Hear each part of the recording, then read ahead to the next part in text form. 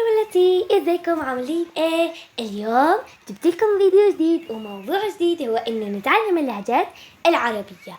اليوم عندنا 4 لهجات اللي راح نتعلمها: الفصحى، الجزائرية والسورية والمصرية. وقبل ما نبلش ما تنسوا تحطوا لايك، تشتركوا بالقناة وتفعلوا زر الجرس يلا نبلش.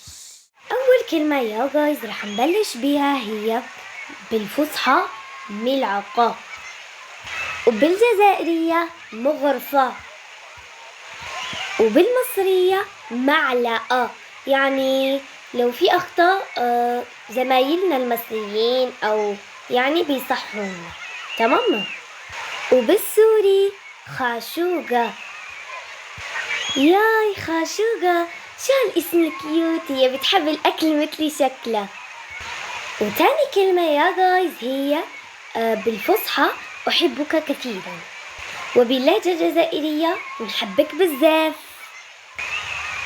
وباللهجة السورية نحبكم كتير. يعني باللهجة السورية بحبك كتير، وباللهجة المصرية بحبك قوي. ياي بحبكم قوي قوي قوي قوي يا فرولات. ويلا نروح لثالث كلمة بالفصحى كيف الحال، وبالجزائرية وش راك، وبالسورية شلونك. شلونك أو شحالك يعني نفس الشي.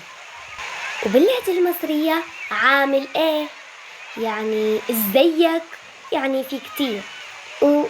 إذا كنا نحن غالطين باللهجة اكتبونا بالكومنت إذا نحن غالطين أو لا، يعني في اللهجة، يعني في نطقة أو هيك أشياء. يعني أنا عن نفسي تمام وكيوت، وانتوا قولولي بالتعليقات يا أحلى الناس، انتوا عاملين ايه، ازيكم، شلونكم، وش راكم. وآخر كلمة هي بالفصحى ما هو اسمك.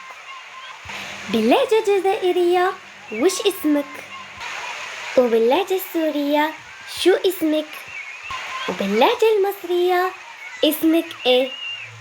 بالمناسبة أنا اسمي أميرة، بس انتوا أساميكم كيوت مثل قلوبكم والله. وهيك فرولتي بيكون خلص فيديو تبع اليوم. إن شاء الله تكونوا تعلمتوا شي جديد.